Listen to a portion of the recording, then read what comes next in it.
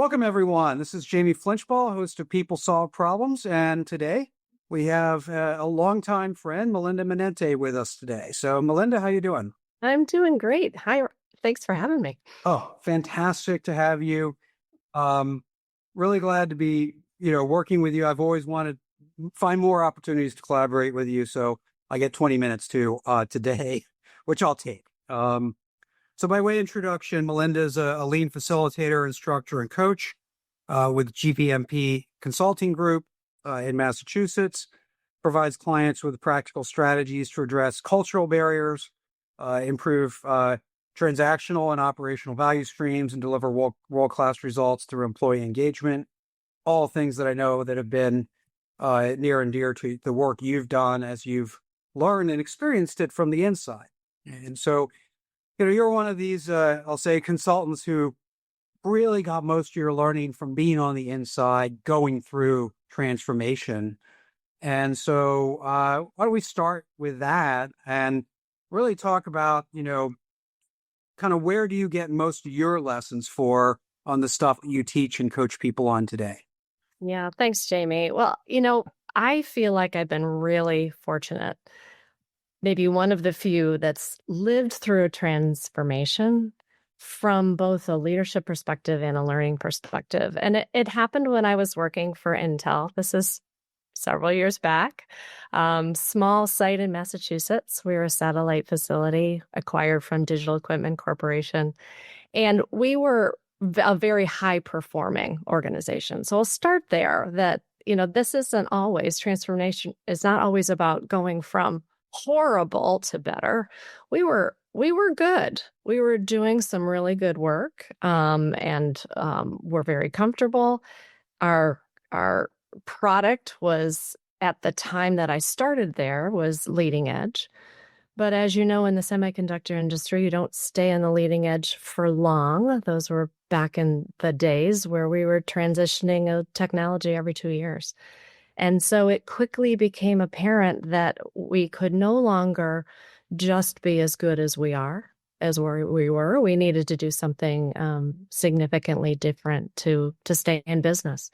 And so that's really where the experience comes from starting at that place and then ending up with a culture and a transformation that was dramatically different. And that's kind of the work that I draw on today as being that inspiration of what is possible. I love that. Again, we all have these transformational experiences to us, right? We're transformed through them. And it's great when we can reflect back on them. So you kind of mentioned you're already performing well. And the threat you had was not even overt. It was just sort of one of these inevitable things that are out there that we may one day, be less relevant. So how do you turn that into a burning platform or a compelling vision for change? And so how do you make that real for people? And did you make it real for everybody, or was it kind of, I just need to make it real for enough people? Oh, so that's a great question and segue, because when I think back on it, it started, as many of these vision exercises do, as a plant staff offsite, right? And we opened the offsite with a question for all of us, which was, when have we been at our personal best? Because what we were trying to establish is an organization that is at its best.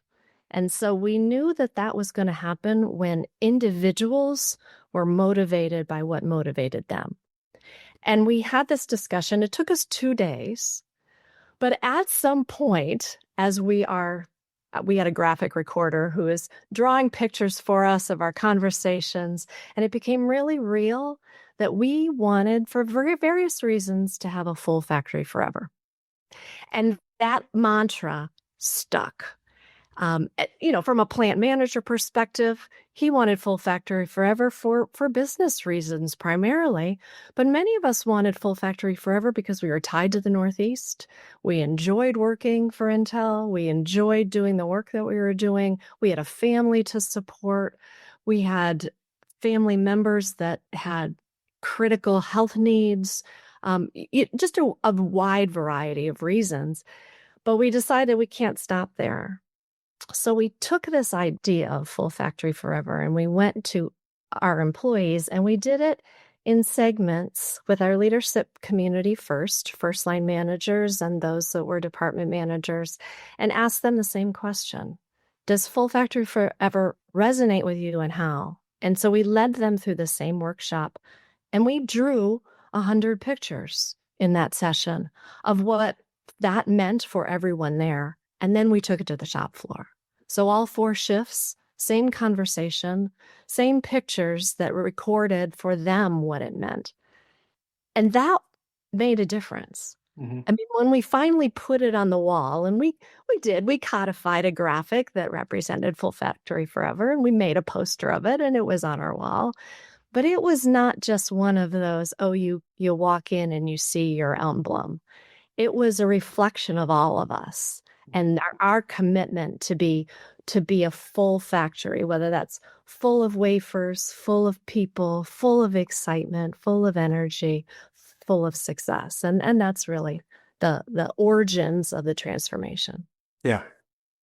I love that. So just as you took that all the way to every employee, why was that part important? I mean, a lot of times you'll have a leadership team, they'll have a vision, and then they sell it. And that can work, a lot of the time. And so I'm sure you could have said, well, okay, we have a vision for full factory forever. Let's sell it to the organization. But you took a different approach, which was less efficient for certain. But why was it important to choose the path that you chose? Because transformation doesn't happen without people. And it doesn't happen superficially because a leadership team thinks that they want to do this. It happens because each of us in our work on a daily basis see an opportunity for improvement and make that opportunity a reality. And we knew we couldn't accomplish it by ourselves. Mm-hmm. But I mean, let's just even talk about practical approaches. You work in a 4-shift operation. You can't literally see everybody. Right.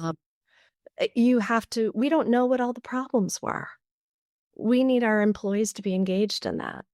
So unless they understand the why behind why we think it's so important that this organization, who's doing well, mm-hmm. needs to work dramatically different, then change isn't going to happen. Yeah. I love that.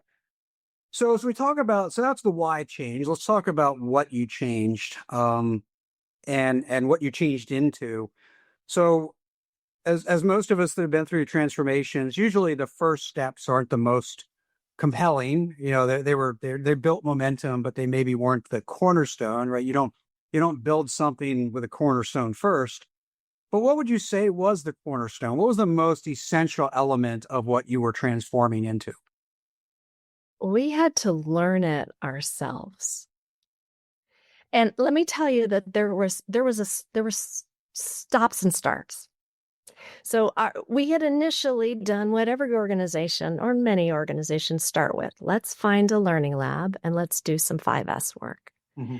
And we as leaders got on the shop floor, and I remember being on my hands and knees cleaning the floor and talking to the operators that did the work and helping them to arrange their tools and templates the way that they wanted to have them. And we walked out of the factory after that day and said, so what? Like, how is this really going to make a difference? Yeah. About a year and a half later, we restarted. And we restarted not that way, by taking a tool and try to implement a tool. We took a problem, which was we needed to cut our cycle time in half, and we needed to improve our quality. And we had those goals that inevitably led into cost. So our primary driver was cost and cycle time, because we knew that was going to have us stay on this final node of technology the longest in our factory network. Mm-hmm. That was our initial goal. And we didn't know how to get there. So I'll never forget it. We all went into the factory, and the only thing that we were taught was here's a pen and a paper and write what you see. Mm-hmm. And of course, we had taken a lot of foundational classes, so we kind of got the idea of how to do a process map.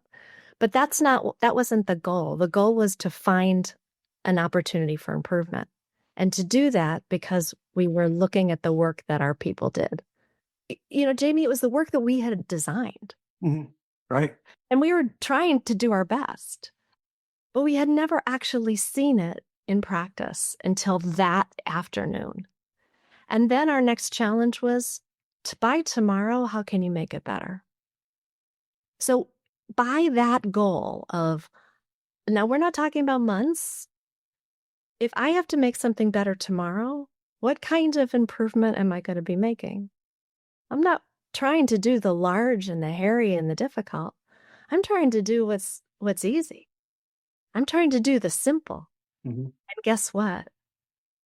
It was really hard to do the simple improvement. And so we knew as a leadership team, oh, okay, wait a minute. Our problem isn't implementing 5S. Our problem is how do we make it easy for our employees to see problems and easy for our employees to solve them. Mm-hmm. And that became our first goal. Yeah.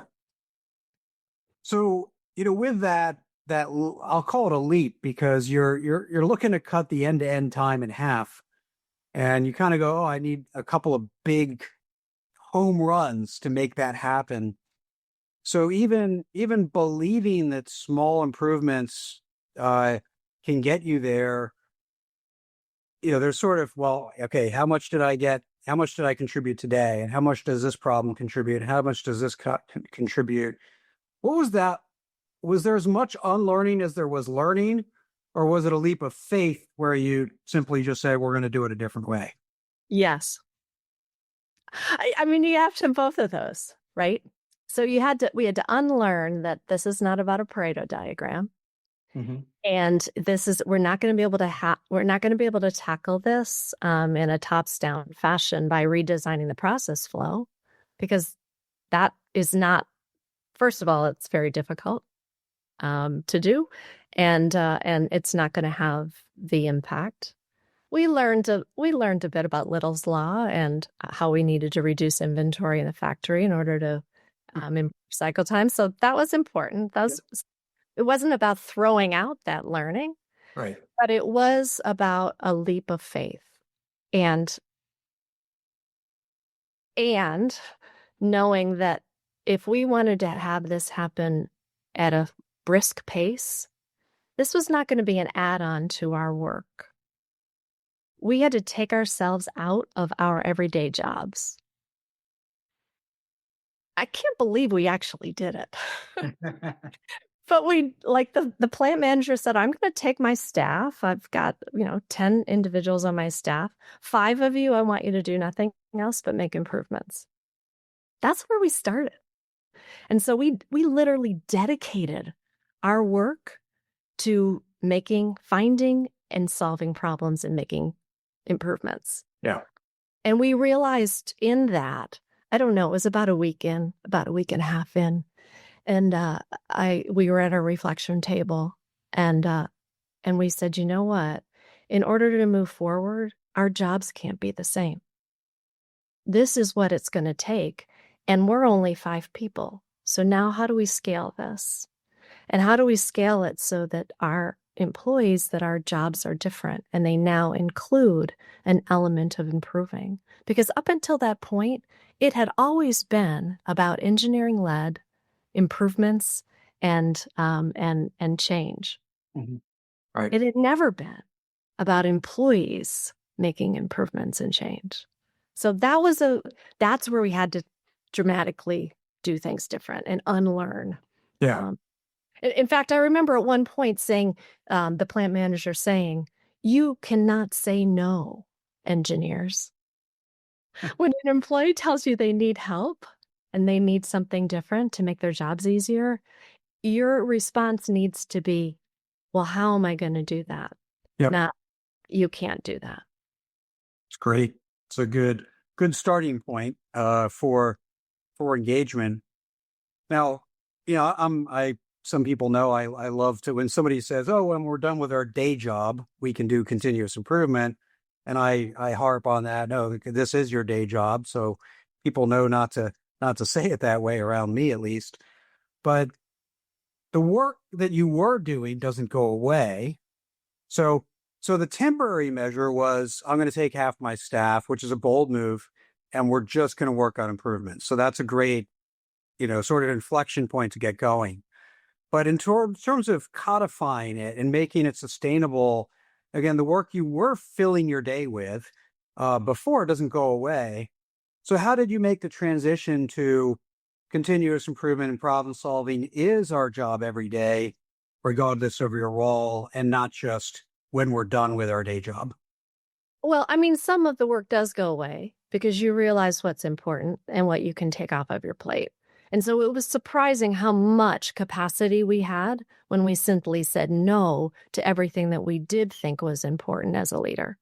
So there was certainly some of that had to happen, some shaving off.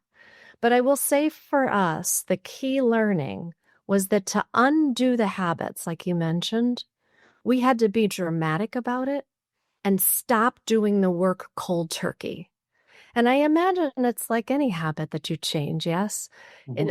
In order to do it, you have to stop what you're doing in a pretty dramatic way. And we did that with our frontline managers as well.